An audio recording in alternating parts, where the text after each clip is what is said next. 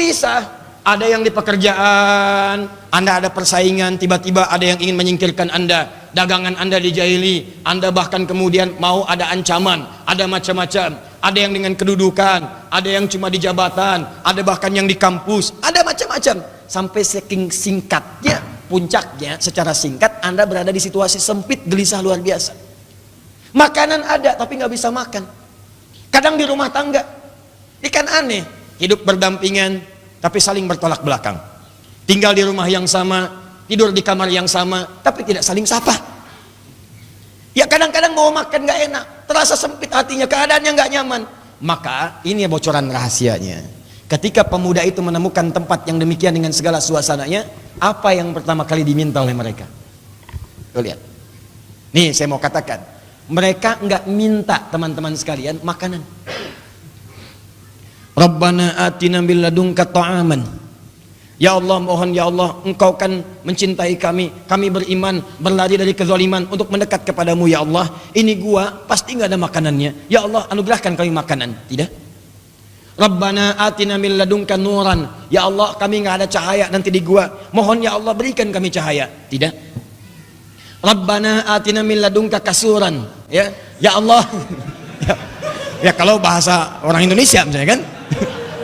Ya Allah, kami nanti di sana gua tempatnya sangat keras ya Allah, maka mohon minimal adakan kasur di situ.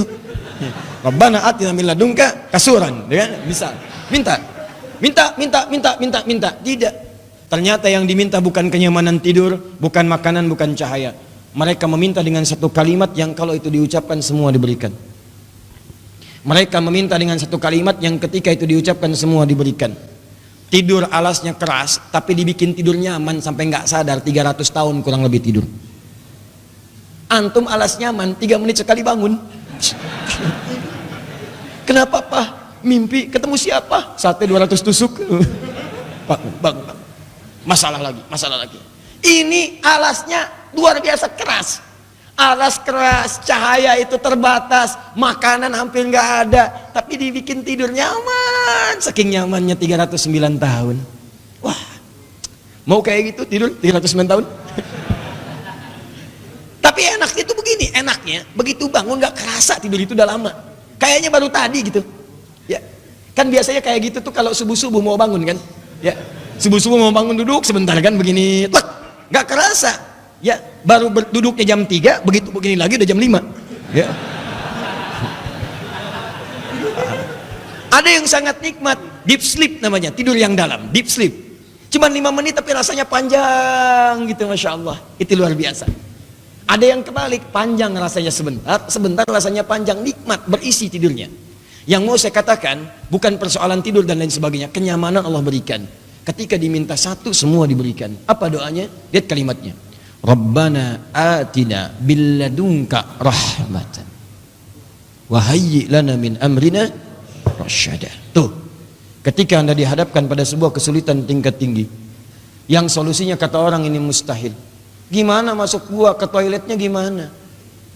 309 tahun. Anda bayangkan, Anda aja di sini kadang-kadang 2 jam gak betah. Ya, gak betah bukan karena taklim, kadang-kadang ke toilet tahan. Kalau ke toilet gak dapat tempat lagi gitu kan. Saya tahu saya paham ya. Ini 309 tahun semua diberikan kenyamanan oleh Allah. Kalau Anda mendapati situasi serupa yang kata orang itu sulit luar biasa, maka jalannya satu, dibandingkan minta dunia, lebih baik minta rahmat kepada Allah. Mintakan rahmat, begitu rahmat diturunkan semua kesulitan hilang, enak gitu, nyaman. Nah doanya, catat doanya itu doanya. Di saat Anda dihadapkan pada kesulitan tingkat tinggi, entah itu persoalan di rumah tangga, entah itu di kantor, entah itu mungkin saat ada penyakit divonis yang luar biasa, entah itu ada persaingan dalam kehidupan bisnis, jabatan dan sebagainya, doanya khusus nih, catat yang tadi. Ya, karena hukum dari asbabun nuzul dalam ilmu tafsir, kaidahnya mengatakan begini, al-ibratu bi umumil lafzi la bi khususis sababi. Ibrah itu, pelajaran itu, hikmah itu, hukum itu jangan dilihat kepada sebab khususnya, tapi dilihat pada keumuman lafadznya. Allah memberikan gambaran lewat ayat ini dengan sifat yang umum. Kejadiannya menimpa beberapa pemuda tadi, tapi hikmahnya diberikan pada orang-orang di masa yang akan datang. Kalau Anda punya kejadian yang sifatnya serupa, walaupun tempatnya beda. Dia di gua, Anda di kantor. Mereka di gua, Anda di rumah tangga. Mereka di gua, Anda di perusahaan. Tapi sifatnya serupa. Sulit, sakit, ada tantangan, terancam. Maka doanya sama. Apa itu doanya? Rabbana atina min ladunka rahmatan wa hayyi lana min amrina. Begitu cara ngajinya tiap malam Jumat. Bukan cuma dibaca. Dibaca itu dapat pahalanya, dapat kita. Tapi kita harus mendapatkan hikmahnya. Kenapa tiap Jumat kita disunnahkan membaca surat Al-Kahf? Karena di situ ada kemudahan-kemudahan yang kalau Anda pelajari setiap Jumat selesai urusan Anda. Ya Allah, tunggu tuh, ada yang setiap saat, ada setiap waktu, ada yang sepekan sekali. Makanya nanti saat Jumatan pun itu ketika suami datang Jumatan, Bu, Ibu persiapkan pakaiannya, parfum terbaiknya, ya kemuliaannya, dan ingatkan sebelum berangkat, Pak, sayang, titip doa ya untuk keluarga kita, titip doa ya untuk kelancaran anak kita, titip doa ya insya Allah Papa juga lancar bekerja, dan titip doa ya untuk cinta kita sampai ke surga. Catat. Cina. Ini pasti belum nikah. Insya Allah saya doakan ya. Ya. Bisa menikah minimal 2 hari sebelum kiamat.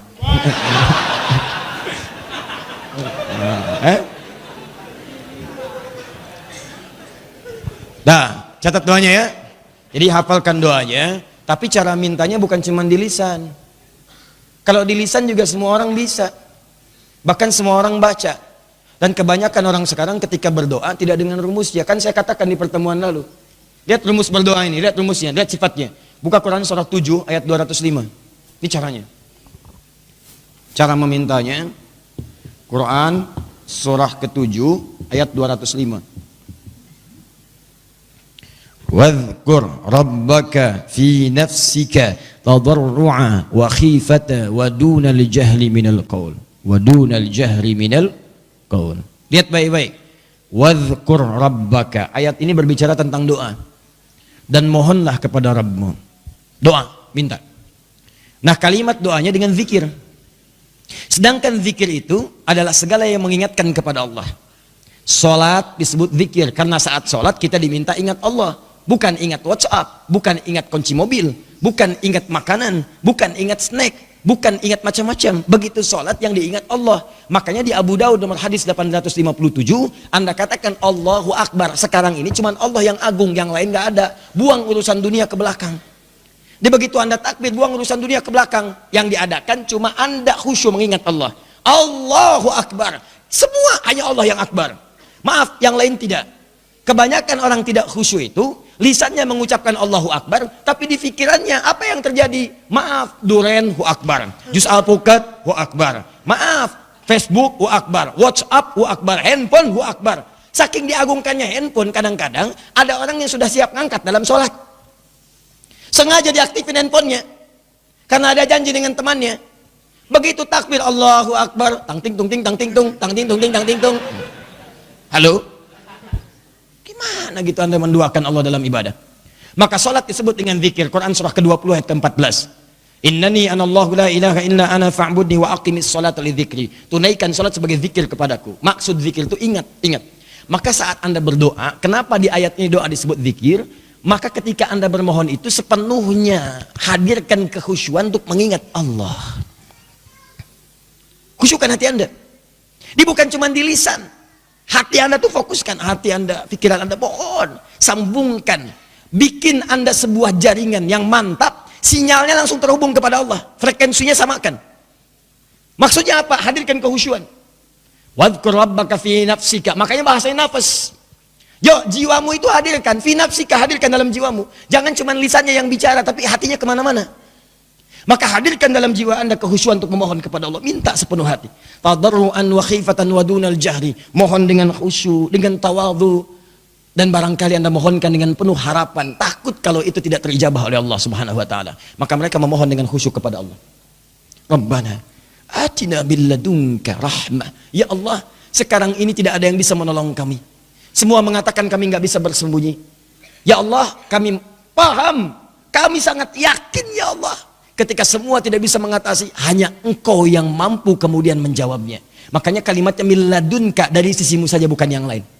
Sama dengan Nabi Zakaria ketika semua mengatakan, ya Allah, mereka mengatakan aku nggak mungkin punya keturunan. Maka kalimat yang menggunakan min ladunka. Quran surah ketiga ayat 38. Ya.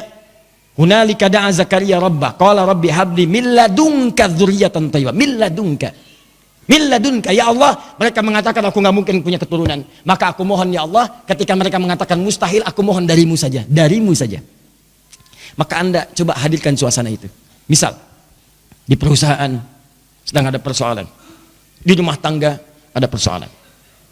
Maka Anda panjatkan dengan khusyuk kepada Allah, ya Allah, rahmatullah. Mereka katakan ini mustahil, ada solusinya. Ya Allah, nampaknya mereka katakan tidak ada harapan. Mereka katakan tidak mungkin ya Allah. Tapi hamba yakin engkau yang tidak punya batas dalam pemberianmu. Maka ketika mereka mengatakan mustahil, tolong tunjukkan kepada mereka ya Allah, bahwa engkau yang paling kuasa atas segala sesuatu. Kalau hamba langsung memohon kepadamu, tidak engkau kabulkan juga. Lantas tunjukkan kepada hamba, kepada siapa hamba mesti meminta. Buktikan kepada mereka ya Allah, bahwa engkau Tuhan yang tidak punya batasan.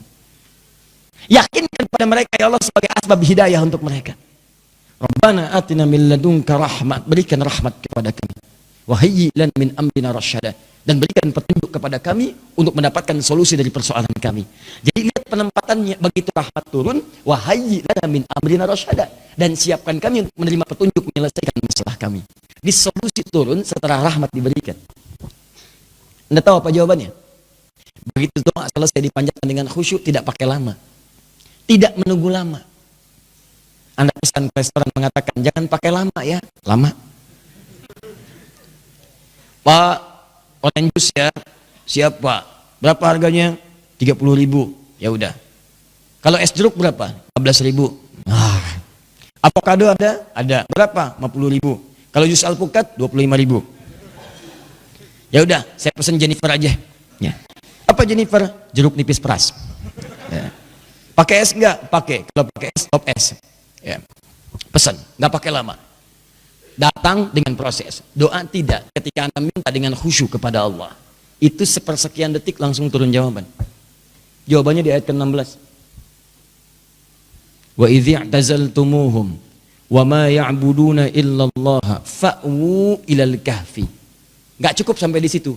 Yansyur lakum rabbukum min rahmatihi. Coba buka ayat 16-nya. Wa idh i'tazaltumuhum wa ma ya'buduna illallah. Tadi kan kalimatnya, dan ketika kalian bertepas diri dari mereka itu, karena mereka berbuat zalim, memaksa engkau menyembah Tuhan mereka, memaksa engkau berbuat maksiat, maka kalian tinggalkan mereka untuk menyembah Allah, untuk mendekat kepada Allah saja, perbaiki diri. Anda di pekerjaan tiba-tiba keluar karena meninggalkan sesuatu yang Allah larang, kemudian tiba-tiba jatuh Anda, maaf, jatuh ke titik nadir, bahkan terlibat misalnya ada pinjaman belum terlunasi, ada macam-macam yang sulit, tapi niat Anda untuk memperbaiki diri, maka apa yang mesti Anda lakukan? Anda berwudu, Anda perbaiki diri Anda, datang ke masjid, tunaikan salat, dalam salat sujud minta kepada Allah Subhanahu wa taala. Ya Allah, Engkau yang berjanji kepada setiap hamba-Mu, ketika hamba meninggalkan maksiat untuk menuju-Mu, maka Engkau akan berikan rahmat kepada hamba. Maka seperti Engkau telah berikan kepada orang-orang sebelum hamba rahmat-Mu, ya Allah, hamba mohon. Atina min ladunka rahmah. Maka turun jawaban dari Allah. Persis jawaban kepada Nabi Ibrahim ketika beliau akan dikaruniai seorang anak dari rahim istrinya bernama Sayyidah Sarah. Nggak percaya? Buka Quran surah ke-19. Ya, dari ayat 45 sampai dengan 49-nya. Ketika sampai ke ayat ke-49, Allahu Akbar. Indah sekali jawabannya. Kalimatnya sama. Kalimatnya sama. Ketika engkau tinggalkan sembahan mereka itu Ibrahim, wa idh i'tazaltumuhum mimma ya'buduna illallah, ya, wa habna lahu Ishaq. Ketika engkau tinggalkan sesembahan mereka itu, dan apa yang mereka kemudian sarankan kepadamu, bahkan engkau dicaci, engkau dimaki, engkau dibakar, engkau diusir, engkau bertahan untuk mendekat kepada Allah, maka kami hadiahkan kepadamu sekarang sesuatu yang tidak pernah ditemukan sebelumnya. Kami beri kabar istrimu akan mengandung bayi yang sangat cerdas, namanya Ishak. Bahkan Ishak nanti punya keturunan lagi, Yakub. Bahkan Yakub punya keturunan Yusuf, sampai dengan ketemu dengan Imran. Imran kemudian melahirkan lewat istrinya Maryam. Maryam melahirkan Isa alaihi salam. Tuh lihat. Jadi kalau rahmat itu sudah turun, Itu semuanya tuh terus berlimpah datang. Maka Allah jawab di ayat 16-nya. Wa izi' tazaltumuhum wa ya'buduna illallaha. Maka apa yang terjadi? Fa'wu ilal kahfi. Silakan kamu berlindung ke gua. Jadi yang tadi pemudanya itu idz awal fityatu ilal kahfi. Mereka berinisiatif berlindung ke gua. Mohon sebelumnya kepada Allah. Maka turun jawaban dari Allah. Kamu pengen ke gua? Masuk ke gua. Udah nggak usah kemana-mana kata Allah. Yansur lakum rabbukum min rahmati. Maka Allah akan turunkan kepadamu bagian dari rahmatnya. Tuh Allah menggunakan kalimat min rahmatihi. Bukan rahmatahu. Kalau rahmatahu semua rahmatnya turun ke situ. Tapi kalau min harfu tab'id sebagian dari rahmat Allah. Begitu Allah turunkan sebagiannya, mungkin cuma 0,5%, mungkin cuma 1%, 0,5% aja cukup untuk memberikan kenikmatan pada mereka sebanyak 309 tahun. Antum dapat rahmat Allah sekarang, bertahannya bukan cuma buat besok, itu bisa bertahan sampai generasi ke-7 dari keluarga antum. 309 tahun.